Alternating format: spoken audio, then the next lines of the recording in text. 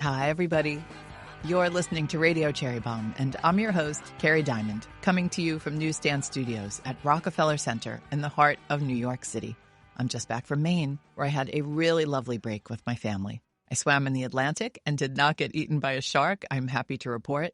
I didn't go out to eat as much as I would have liked, but I did hit my favorite farmers markets and cooked a lot, and made it to two places I love in Portland. Ongi, an incredible Asian pantry shop with a matcha cafe in the back, and Tandem Coffee Shop and Bakery, which has some of the best baked goods in the whole country. If you find yourself in Portland, go visit. And thank you to everyone who shared their Maine recs with me. Well, it's still summer, and today's guest will put you in a summery mood if you feel like the season is slipping away. It's Mariana Velásquez, the celebrated food stylist, author, and entertaining expert behind the cookbooks Colombiana and Revel. We just did a fun project with Mariana and the folks from Mila. I'll tell you more about that in a second. Mariana and I cover a lot of ground in today's episode. Summer produce, cooking beans, kitchen essentials, why she's Team Galette and not Team Pie, how she got her start in food styling, and some summer hosting rules. Top of that list, make sure you have enough ice. I love talking to Mariana, and you will love her too. So stay tuned. Some housekeeping. And this, I guess, is literal housekeeping. We just announced Cherry Bombe House, a special pop-up we're doing in the Meatpacking District of New York City, September 9th through 18th.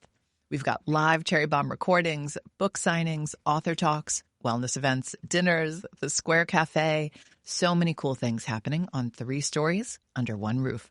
And of course, all your favorite people.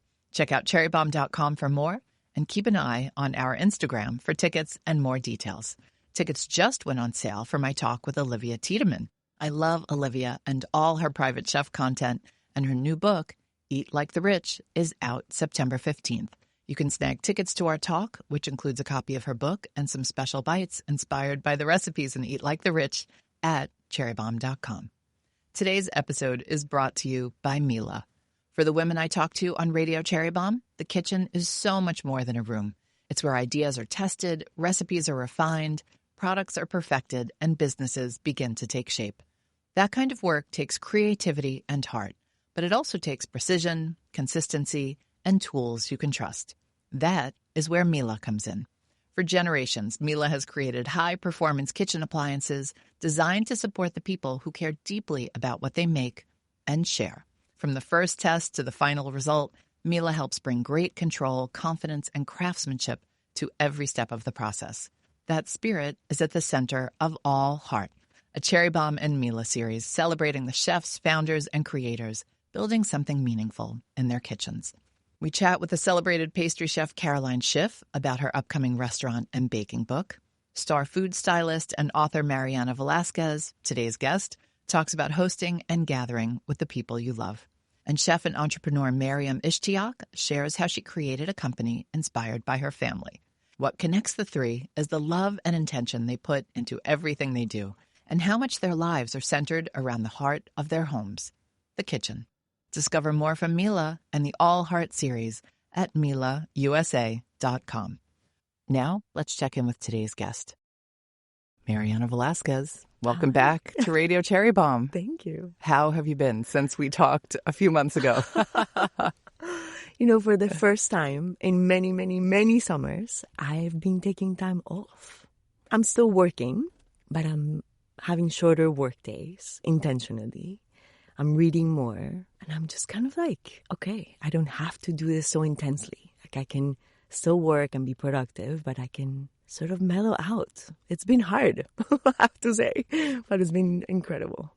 Revel's out in the world. Your beautiful cookbook.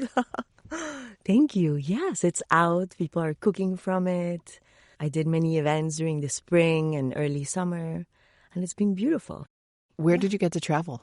I went to San Francisco, Los Angeles, Miami, Mexico City, and, New York. Wow. Tell us how Mexico City was.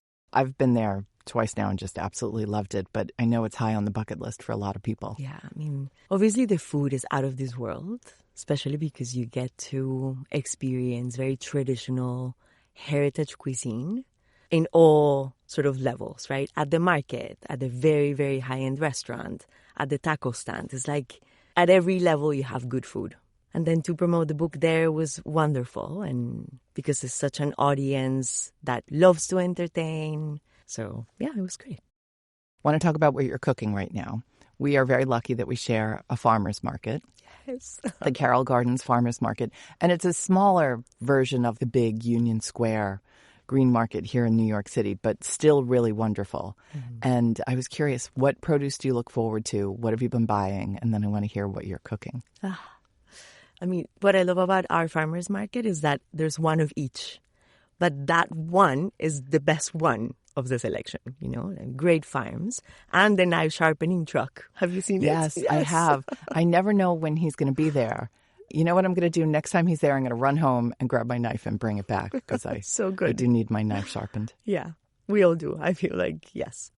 I'm keeping everything super fresh. So lots of tomatoes, lots of cherries, zucchini, all that summer produce that is just so precious and lush and lots of greens.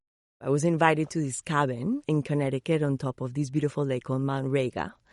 And it's 15 houses, you know, one of those properties that it's been in families for generations. So there's no power, no cell phone reception. And, you know, there's these batteries and you sort of like, you can grill at the end of the night. And I was there with friends, but the last 2 nights they had to come back to the city and they're like, you should stay. And I'm like, okay. By yourself? Yes. Were you freaked out? So I was trying to not freak myself out, but I was also like, okay, what's my food plan? What am I going to make for myself with just a grill? So I had like delicious tuna packed in oil and tomatoes and bread and mayo and just... It was interesting to think about food during the summer for myself in a setting like that. And of course, at night, I was like, what was I thinking? I can remember bears and snakes. Bears was the first thing that came to my mind. I am such a city slicker. When it's really dark and really quiet, it freaks me out so badly. I mean, I live right near the elevated F train, you know. So when people are at my apartment for the first time, they're like, it's so noisy in here. And I'm like, really? You get so used to the sounds of the city. It's comforting. And how bright it is. It's comforting, yes. So did you fire up the grill? I fired up the grill. I fired up the wood stove. I was like, I can do this. We can do this. So you said tomatoes, cherries, zucchini. So I'm making salads. And I do have to say the perfect addition is beans. Because you cook the whole thing and you can keep them in the fridge and you can just add them. You can make a soup quickly. You can just make a quick salad. I feel like it's a perfect source of just ease. Oh, absolutely. What are you doing with the tomatoes? Olive oil and vinegar? Cutting them, olive oil, salt, pepper. And how about the zucchini? Shaving it and marinated it in some rice vinegar, some olive oil, salt, and letting it steep so it sort of softens and gets kind of pasta-like. You know, but also grilling it. It's great with a vinaigrette or just with lime and pink peppercorn. We're really lucky. Our farmer's market has so many different kinds of squash. And I've been buying the avocado squash. And it literally looks like an avocado, you know, like a pale green avocado. And just kind of big cubes and steaming it. And it's so good. It almost needs nothing on it. It's just so beautiful yummy. Tasting and sweet and really nice. All right, so you mentioned beans. I happen to know you did something fun with the Rancho Gordo people. I know there are a lot of Rancho Gordo fans out there. Tell us what you did with them. So I was invited to be in their club meeting, that it's monthly. And I sat with Steve and we had a whole conversation about entertaining, about, you know, the versatility of beans. And we talked about how many heirloom beans are cooked in Colombian recipes that never leave Colombia. So he was like, my goal is to source these beautiful cargamanto and bola roja beans. But it was so interesting, you know, to have that community. It's very hard to get into that bean club. There's a whole waiting list. But then Steve sent me this incredible box of these varieties that are just like, they look like jewels, you know, just the design on each bean is so dreamy. I love everything about Rancho Gordo. First off, that's so cool. And yeah, don't they have like a 2-year waiting list to get in their bean club? It's so funny. Do you have a favorite bean or favorite Rancho Gordo bean? I really like the flageolet bean. You know, it's a tiny little white greenish bean. It's very delicate and silky and it's perfect for summer salads. I mean, I use it in my book. with shrimp and sugar snap peas and fennel and tarragon. And it's just one of those beans that is satisfying and yet pretty delicate. It's so funny because I actually just made a pot of beans on Saturday or Sunday. My favorite thing is roasting vegetables. Yeah. I always love having roasted beets, and you know this because you know what you're doing in the kitchen. But it's just always nice to have different textures in your salad. Mm-hmm. So I love some beans, some roasted veg, some raw veg, a fruit maybe, and some nuts. That's kind of my formula. Yeah. And then some protein on top, or cheese or something like Since that. we're obsessed with the protein thing. Everybody's obsessed with the protein thing completely. Back to Rancho Gordo for a second.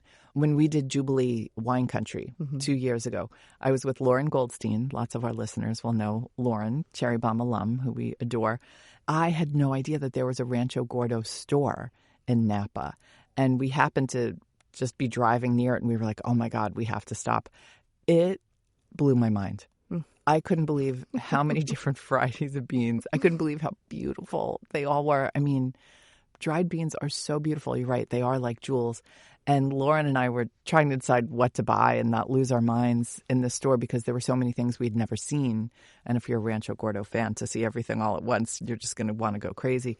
And then all of a sudden, Steve just walks out of a door like he was finished for the workday. I guess he has an office in the back, and he walked out and he's walking through the store. And Lauren and I, you would have thought we saw Taylor Swift. We were so excited. And we stopped and introduced ourselves to him. And I think he was like, who are these crazy girls? I'm like done for my workday. I just want to get to my car. But it was nice to meet him. He's really built something very, very special. Yeah. What kind of questions were people asking you? About rules of hosting. You know. Oh, interesting. So they weren't asking bean questions. No, they were asking like, do you seat couples together? Do you iron your napkins? What's your go-to dish for a large group? It was mostly sort of like etiquette and rituals and things that I do before people arrive, that kind of thing. I would have thought they asked you a million bean questions because... Thank God, because I know my beans, but it doesn't compare. One thing to know first off, I do love canned beans. Mm-hmm. God bless canned beans. Mm-hmm. The organic Goya chickpeas, I might starve if it weren't for those. But there's so many good canned beans out there. It is a little intimidating when you make beans starting with dried beans. And I've had a few situations where, especially with black beans, like sometimes they just won't cook. Right. Have you ever had that happen? Yeah, that's because they're old. That's the thing. And that's why when you choose brands that are heirloom, are carefully picked, these beans have the warranty of being fresh, right? Like not sitting on the shelf for years. So yeah, sometimes black beans will not give. They just will not budge. And you're like, how is this possible? Yeah. And it's so frustrating. And you don't want to waste food. But there literally is nothing you can do with a bean that won't budge. Pressure cooker is the only answer. Oh, really? Yeah, I mean... I don't have a pressure cooker. Well, the thing is that they're also kind of scary. Oh. So anyway, you just have to get rid of those beans that won't budge. But you do get better at making beans every time you make them. It's one of those things where you just get better and better. And I realize I never put enough water in. The directions never call for enough water. It's true. A good 2 inches should be good. I don't know. Like a good 2 inches over the beans. Right. Yeah. Right. I don't know what I'm doing wrong. Do you cover your beans the whole time? I don't. I give them a good boil for 10 minutes. Yep. That's when I lower the heat and I partially cover. Okay. And then I let it go. And where are you on salting? At the end. At the very end. Yeah. Salt and vinegar at the end, or salt and acid at the end. Okay. And do you put anything in with the beans? I do a caramelized onion. Sometimes I do a tomato. You just throw it right in there? Right in there. Oh, a tomato's a good idea. Yeah, because that acidity and... That's so interesting. It works really, really well, especially with white beans.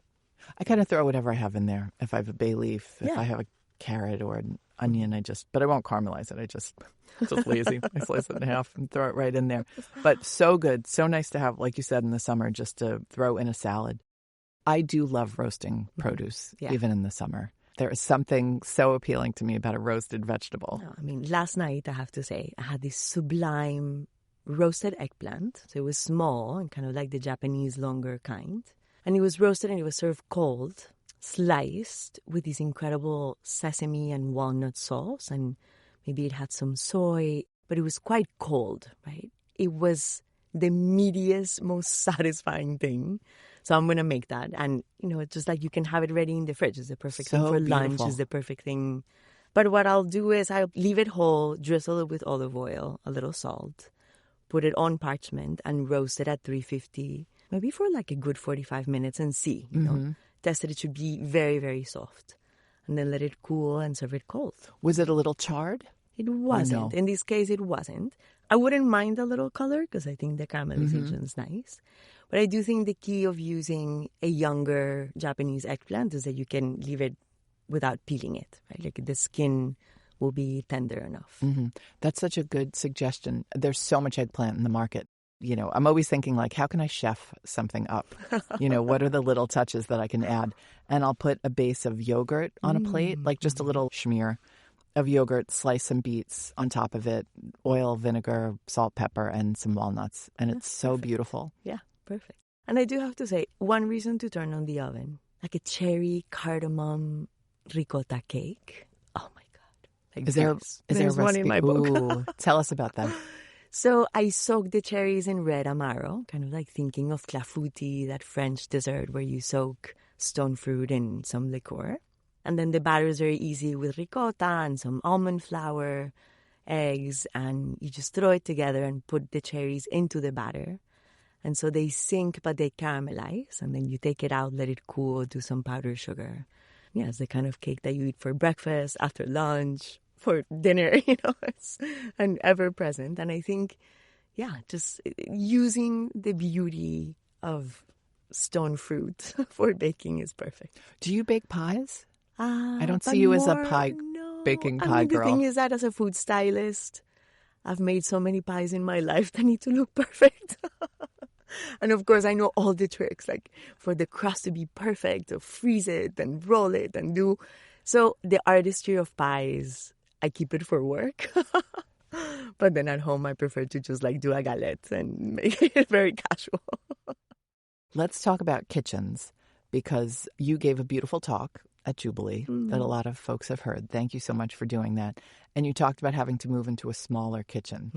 That is something a lot of us can relate to, having a small kitchen. And I was curious, how are you doing navigating your small New York City kitchen? Kerry, I have lived in New York for 25 years. And I've lived from the 6th floor walk up in Chinatown to the beautiful loft in Williamsburg, to the townhouse in Bed-Stuy. So I've had the whole range of kitchens, of makeshift kitchens, of like my East Village apartment. The sink was also where I brushed my teeth because it was just one sink. And so now I'm in this smaller kitchen. I just have one long counter. And on one side are the cookbooks that I've been accumulating over the year. I brought 3 with me and now I have like 50. And then on the other side, I keep my cutting board. I've kept it quite simple this time, And I'm navigating it in a way where it's like, this is the kitchen where I cook for me. I do entertain, I do have friends over, but this is a much more intimate kitchen. So I keep things in the freezer in ways that I didn't before. Explain that. For instance, if I know I'm traveling, like for instance, doing the whole book tour, and I would have just touch and go at home to repack and go again. So I made this big batch of chicken and vegetable soup that I froze so that I knew when I came home, I could just like heat it up and have that for the next day. So it's kind of like planning for myself in a kitchen that just has everything I need, honestly. I think if you have a stove, an oven, and refrigeration, you're good, you're solid. Having a smaller space really does make you think about what's essential and what's important. If you had to boil it down to the essential things, you see all these fun things on Instagram, people with their Ninja ice cream machines and their air fryers and all these things. And I'm like, oh my God, my poor Vitamix barely fits on my counter. So what have you boiled it down to? What are the essentials in your kitchen? Oh my God, yeah. I mean, I have all of those appliances in storage, including the ice cream maker with the compressor. I do think an amazing oven makes all the difference. It's a go-to, it's reliable. So a great oven, a good small blender that serves both as a food processor and blender, good knives, and a set of metal bowls and a strainer. Honestly, like being someone who has had all the tools and all the appliances, a couple good sheet pans. That's it. That's great advice. It is easy to get dazzled by so many things and being like, do I need this? Do I need that? Sheet pans and parchment paper. Yeah, that's exactly. that's one of my non-skid skillet, big large go-to. skillet.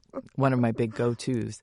I just got wooden cutting boards. I did finally swap out my plastic cutting boards for wood cutting boards. I really love them. There's something just so nice texturally to working on the cutting boards. I got a smaller one and a bigger one. I talked to Caroline Chambers the other day about her wooden cutting boards and how she takes care of them. How do you take care of yours? Because I'm still kind of a newbie and figuring out how often should I be oiling it or cleaning it. You know, I take such pleasure in taking care of my cutting board, especially because right now I have the one, like this beautiful dark oak, and I oil it once a month. You know, I just use a mineral oil in a soft cloth, and it's just so satisfying. How do you clean it? I do wash it like soap and sponge, because some people are like, you just sort of wipe it. I'm like, no. I think you need to wash. But yeah, I think oiling it or beeswax is also really good. But just keeping it hydrated is essential. And then talk to me about knives. At some point, I realized I had so many knives because people kept sending me knives. And I was like, you really can have too many knives. And my drawer jammed and I couldn't get it. I had so many knives and I didn't have the one knife I needed. I needed a bread knife. So I went up to that nice culinary shop on Atlantic Avenue and bought a bread knife up there that I loved with a wooden handle. It's really beautiful and simple. And put it in my drawer. And then, oh my God, I tried to open the drawer and I was like, my utensil drawer will not open. I couldn't get that open to save my life. I was like, I don't know what I'm going to do. I'm going to have to go on Instagram and do like a live video and beg people to help me. And God bless my super. He figured out how to do it. I guess maybe it wasn't the first time he had seen some dum-dum get stuff stuck in their drawer. But that's a sign, people, that you have too many things. So I cleaned out my knife drawer. And now I have a box labeled knives that I don't know what to do with. But and which ones did you keep? I have a global chef's knife, which I love, a small serrated knife, a small paring knife, and this bread knife. Yeah. And that's kind of perfect. Yeah, I think that's perfect. Remember my axe? Wait, I do. Tell me. So, the last time Kerry and I spoke, funny. Kerry asked me what was my favorite tool, and I said my axe that I got in Hong Kong. I meant my cleaver. Every time I look at it, I laugh a little. Like, I can't believe I said my axe. Because when you said an axe, I was like, wow. I was like, do people have kitchen it's axes? Like a machete. I was like, this is new to me. I hadn't heard about this thing. What about countertop appliances? I mean, right now I just have a small blender. You know what I miss having? I could fit this. I don't know why I don't have one. A toaster.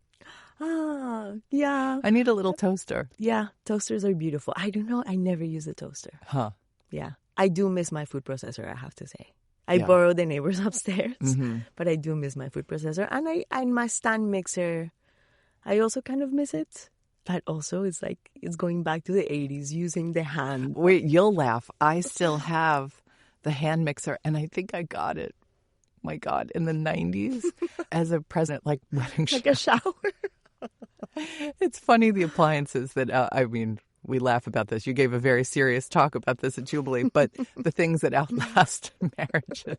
Yeah, I think it's important to remember. It's my hand mixer, which I still am very fond of. I use it a lot. And this is funny, my Miele vacuum. Since we're going to talk about Miele in a sec, because we did such a lovely project with them, and it's so funny. Every time I take it out, I'm like, oh my God, you are indestructible. Indestructible. I also have mine, which I've had for at least 18 years. And wow. It's such a good appliance. It's outlasted a lot of guys. Oh, goodness. All right. So we got to do a really fun Miele project. Thank you for doing that, where you got to hang out in the kitchen and talk about, your kitchen life and what makes it special and what makes you special. Because you really have built a life around a kitchen. Yeah. It's kind of incredible. I would love for you to tell your story again about how you became a food stylist, because I think there are a lot of people out there who are really trying to figure out their path in life and aren't 100% sure what they should be doing or moving toward or what they should do next. You had this skill this whole time and didn't really know it until somebody else pointed it out to you. Yeah. The story amazes me every time I hear it. I'd love for you to share it. So I was working at Savoir magazine. I had been an intern there. I had been doing stages in different restaurants. This is very early on in my career after cooking school. Savoir back then would do mostly reportage, right? The photographer would travel to these amazing places in the world and photograph the food as it was served in those places. And we would test the recipes in the kitchen and make sure that they worked. There were a few recipes from this incredible Pakistani story that Brooks Laysack, the photographer, had shot. But there were 2 recipes that didn't have photos. So it was this eggplant dish, I remember, on a yogurt Back to base. the eggplant. Back to the eggplant and the yogurt base. And I think it was a kid biryani. And so Brooke came into the office to shoot the food. But this was shot in film. I remember the Polaroids. It was the whole thing. And Brooke came and I prepared the recipe that I had tested a million times and plated it. And she said, "You have such good hands for styling. You have such finesse." And I was like, what? Like, you can be a food stylist full time? She said, "Yeah, that's a job. People do that freelance, but absolutely. It's a whole career." And so I asked her, "Would you introduce me? I don't know any stylists." And she gave me some names and phone numbers, and I called. And that's how it started. I had finished that apprenticeship at Savoir and went and worked for She Levine, who was my mentor, and then Alison Attenborough, and I assisted all these amazing people. Just one conversation changed the course of my life. Tell us about the job of food stylist. What is a day in the life like? Let's say you get an assignment. Yeah. How do you even approach it? Because you have to start a few days early, if not even earlier than that. Yeah. I mean, it depends. A lot of these styling jobs require quite a bit of research because you need to represent the food in an accurate way, whether it's cultural, whether it's understanding how the food behaves.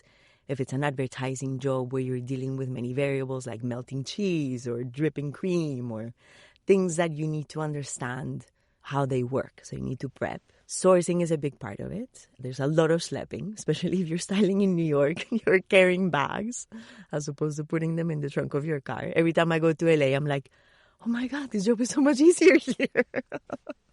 Right, you have traffic, but no schlepping. Exactly. Different kind of schlepping. Different kind of schlepping. So there's that whole prep, and then there's the work on set where, yes, you're cooking, yes, you're making food look beautiful or appetizing, but then you're working with something so challenging as appetite appeal. Like something that looks delicious to you may not look delicious to me, right? Like for all that time, that messy was really appealing. The crumbs, the salt spill, the lived-in food, that just became a trend. But is it delicious?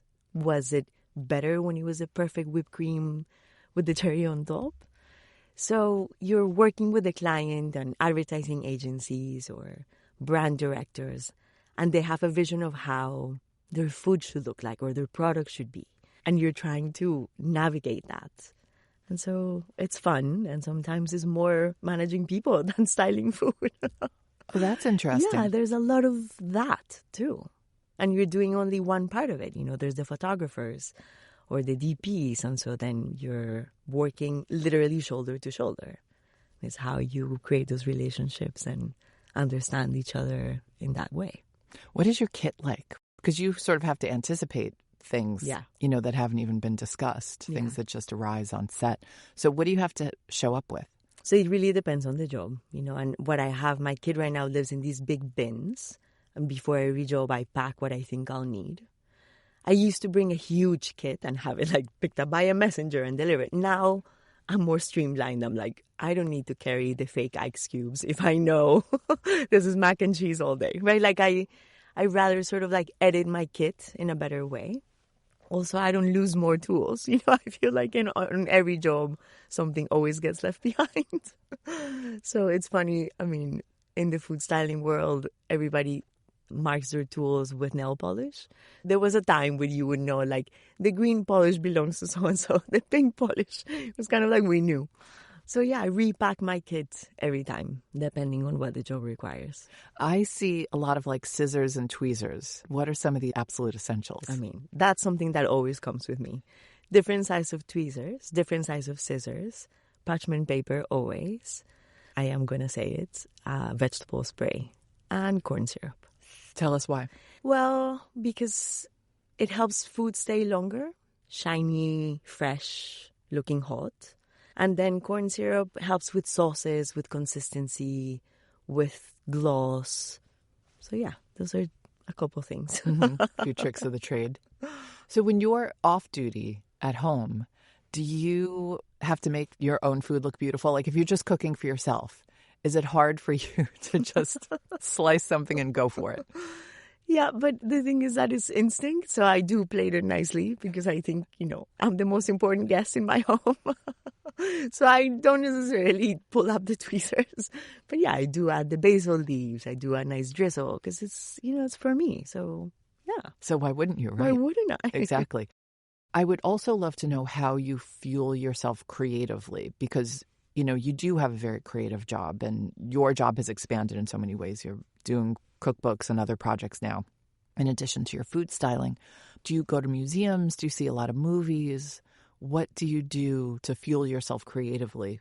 For sure, museums and movies, art galleries, walking around the city or whatever city I'm in for work, or just walking is a big source of paying attention just because I'm not on my phone and I intentionally walk looking at signs, at typography, at colors, at displays, at windows, all of it. And lately, I've gone back to reading.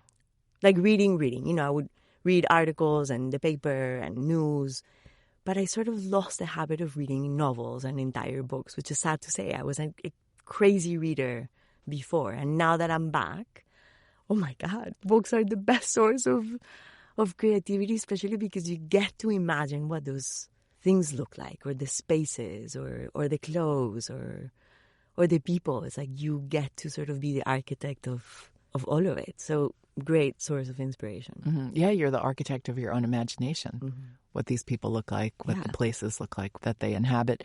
What's on your summer reading list? I just finished this delicious book called Villa Coco by Andrew Sean Greer. I read his book that won the Pulitzer last year called Less. And when I saw he had a new book, I was like, okay, I'm in. It was just such an inspiring, visually enticing book. That's the reading I want to do, honestly. It's like it transported me to this house in Italy with this baroness, one of those eccentric characters who had all these people over all the time with incredible artifacts and artwork, and she wore her silk robes and with her dogs, just incredible. So I just finished reading that, and then I moved to an incredible book, very different, called Land, about Ireland and these father and son mapping the country, like literally going around mapping after the Great Famine. So quite a contrast. Is it nonfiction? It's fiction, Mm-hmm. yeah. But also so rich visually, and the landscape and that time period. So, are you more of a fiction fan? I am. I keep nonfiction sort of on my nightstand that I just come back to in between. But I'm very much a fiction, right now at least, in my life. Those are two great suggestions. I've got to figure out what my beach read is going to be. I'm so terrible. I always bring like a huge pile of books. I find books so comforting just to be around, even if I don't, get to them. And usually I just get through like one or two books. Yeah. So I got to figure out what those one or two books are going to be. So let's talk about hosting a little bit. Summer hosting is a little different than not summer hosting because you're outside, people who are lucky enough to have spaces outside where they can entertain. What are some rules for outdoor entertaining? I think your ice calculation is key. Your ice calculation. I love it. As someone who has had to do many a run to a store for a host or hostess, can you get some ice? Yeah, exactly. Yeah. So 2.5 pounds per person. It's the magic sort of calculation for like a 4-hour party. And then remember to keep your ice where you're chilling drinks separate from the ice that you're putting in drinks. At one point in the party, if it gets a little rowdy, it doesn't really matter. I hate to say it. We've all dipped our hand into the cooler to cool down a drink. Yeah. And I think keeping it as simple as possible so you can actually enjoy yourself. As much as I love grilling, grilling is hands-on. So get help. Have people participate. Because you don't want to be just stuck to the grill. I think keep the pace easy, lately that I've been hosting dinners in our backyard with my neighbors upstairs. We sort of combine friends and we just have big salads, and we ask Pablo, our friend, to grill. So he like throws the steaks or the chicken on the fire, and then we just, Sometimes a party can form around the grill. Yeah, everybody's standing, food gets passed. Easy. But that is a good reminder. If you are the host and you also are the griller, get help. You're going to need people to help you do all the other things. Yeah. Like set up the ice and set up the drinks in the cooler. And I feel like it's the same with the kitchen. So many parties wind up happening in the kitchen, or like you invite people over and they all wind up gravitating toward the kitchen. Cherry Bombe has a Substack, and you can do like Q&A with the folks who subscribe and just, ask questions and talk about different things, which is fun. We're working on our home issue of the magazine, which will be out in September. And I said, is the dining room dead? Because I don't ever hear people talk about their dining rooms the way they talk about their kitchens. Interesting. People are so passionate about their kitchens for reasons that are completely understandable, but I don't hear that same language applied to dining rooms. I do have a very soft spot for my table, for all the tables that I've owned in my life. But this one table that I have with me in this apartment is this farm table that I brought back from Vermont in my Honda Civic hatchback, 90, red. And it was one of those... Oh my God, how did you? Because it was like, I put the seats down and I had like 4 things. And the table folds, it has the sleeves. It's perfectly square. Is that the proportions are ideal. You can sit 6 people, 2 on each side. It's tight, but still. I think the table tells the tale, And of course, the kitchen is very important. But for me, the gathering stone changes when you're sitting down. Of course, like parties standing up are really fun and you pass food and it's super casual. And of course, I'm all for it. But when you're sitting down and spending that time, there's a different kind of interaction that happens and intimacy. Mm-hmm. That is true. I don't have a proper dining room. My apartment's too small for that. But I do have a dining room table that I love. And I was wondering, the whole dining room question, is it maybe because in the pandemic, so many people's tables became their offices? And I don't know, maybe deep down, we still are resentful toward that. But even with kitchen design, because we were looking a lot into kitchen design for this issue, everybody, if you have the space, can afford to renovate your kitchen. Everybody loves an open kitchen now, and a kitchen where you can sit and see all the action and even eat, in your kitchen. So I was just like, if anybody out there is very, in love with their dining room, I would absolutely love to hear from you. So find me on Instagram or DM me somehow. But for me, it's the kitchen. I can't help but gravitate toward the kitchen and wind up in there. I think also because I like to help. Maybe it's being the oldest of 5 kids. I just feel like, oh my God, I have to help the host or the hostess as our resident entertaining expert. Is that annoying? No, what I read about in my book, and I thought about this a lot, I think as a host, you should always accept help. Why not? If someone's insisting, have them do something that really takes it off your plate. Like, can you just pour some people wine? Can you make sure, I don't know, can you get the door?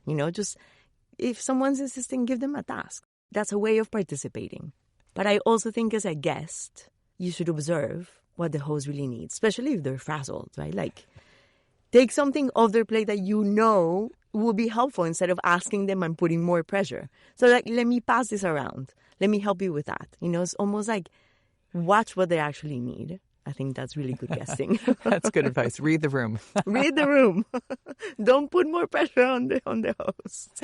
Before we go to speed round, I would love to go through a few recipes in your book that are perfect for this summer weather. Yeah. Tell us one that you would love everyone to try. So there's this plum cake that will be perfect for August when plums are so rich and jewel-like. It's pretty perfect. Do you have a type of plum? Because there are so many varieties. Right now there's so many. I think this cake is pretty easy in the sense that it doesn't matter if the plums are more firm or more ripe. Like, you can use whatever you find. But those red dragon plums are just exquisite and so tart that they contrast really well with the cake.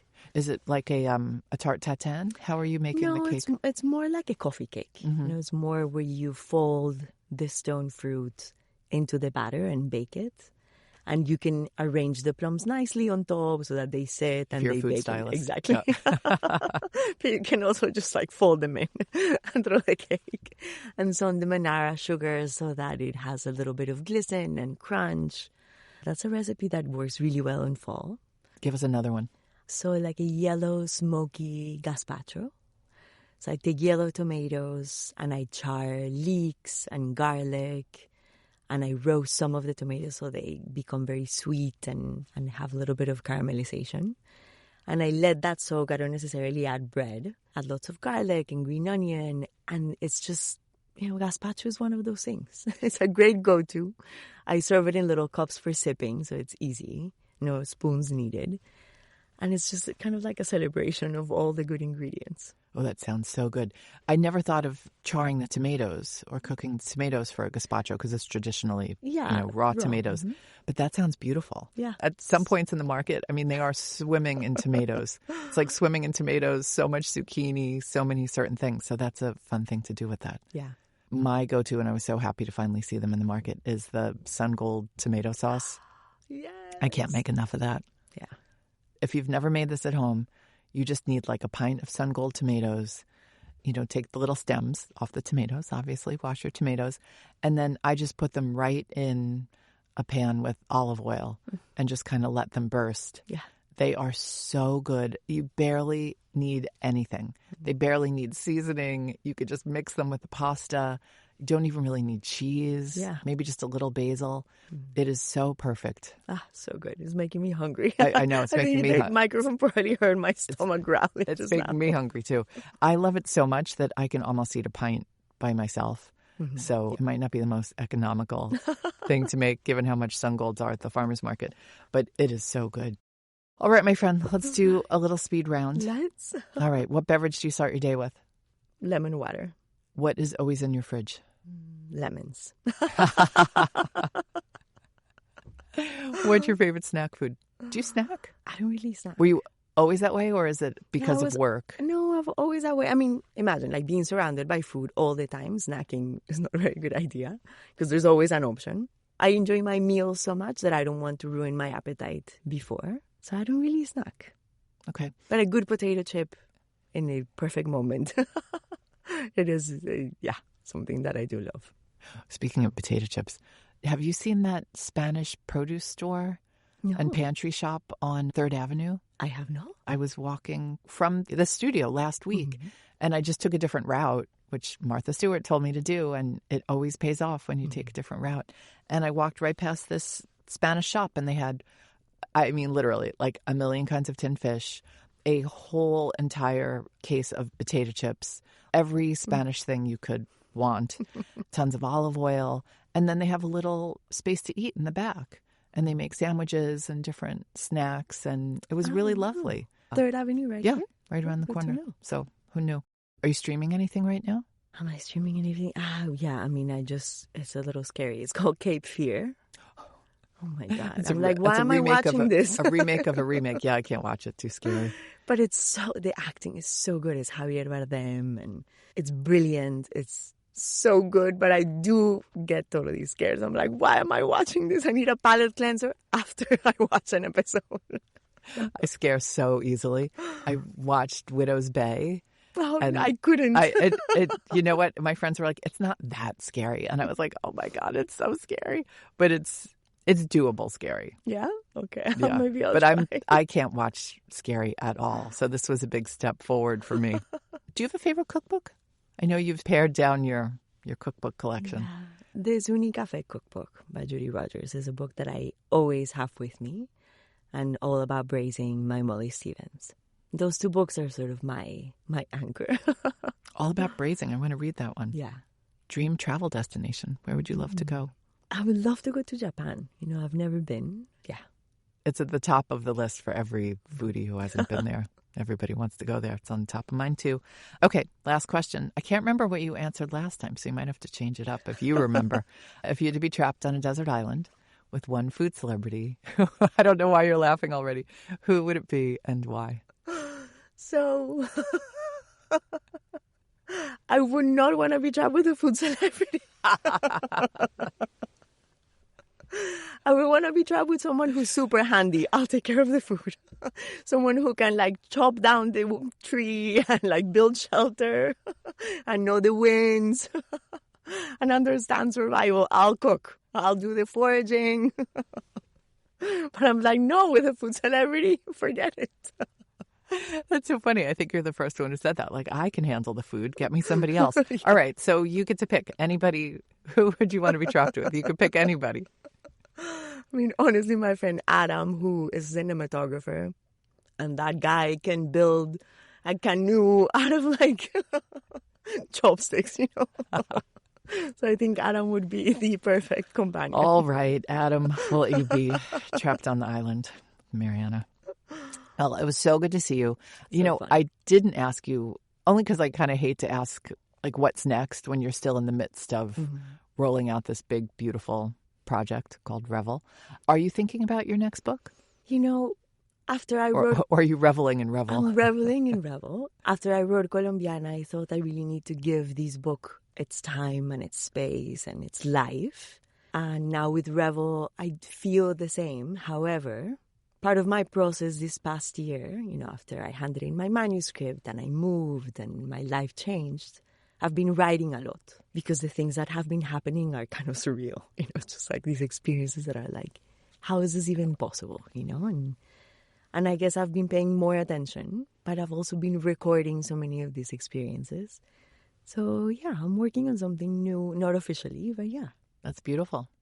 Well, my friend, good to see you. So good to Thank see you for coming back on the show. I learn so much from you every time I talk to you. Kerry, It's always such a pleasure. it is always such a treat. And we can walk home. I can show you all my favorite flowers on the way back. Because you know how much I love the flowers of Carroll Gardens. It's my thing. Anyway, enjoy the rest of the summer. Wonderful seeing you. Same. Bye-bye. That's it for today's show. Our theme song is by the band Tra La La. Joseph Hazen is a studio engineer for Newsstand Studios at Rockefeller Center. Special thanks to Good Studio in Brooklyn. Our producers are Catherine Baker and Jenna Sadu. Our executive assistant is Bridget Pittman. And our head of partnerships is Rachel Close. Thanks for listening, everybody. You're the bomb.